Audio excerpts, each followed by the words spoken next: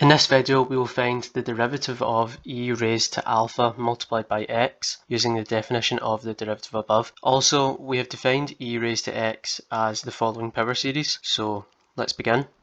We're going to have the derivative of f with respect to x is equal to the limit as h approaches 0 of e raised to alpha x plus alpha h minus e alpha x, and this is all divided by h. Notice that we have an alpha x here and an alpha x here, so we can factor that outside of the limit,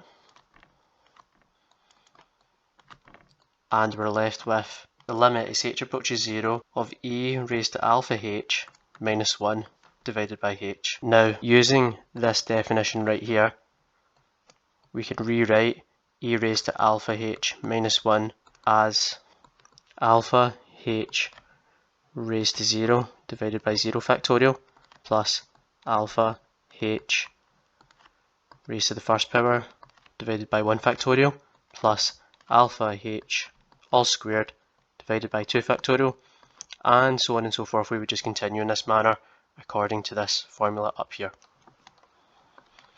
Minus 1.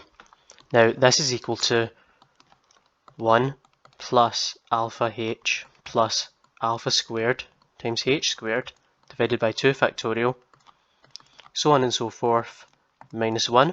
Now we have a 1 here and a minus 1, so that's just 0, and we're left with alpha h plus alpha squared times h squared divided by 2 factorial, and so on. Now let's go ahead and substitute what we have here for this value here in our limit. So we have e raised to alpha times x multiplied by the limit as h goes to 0 of alpha h plus alpha squared h squared divided by 2 factorial,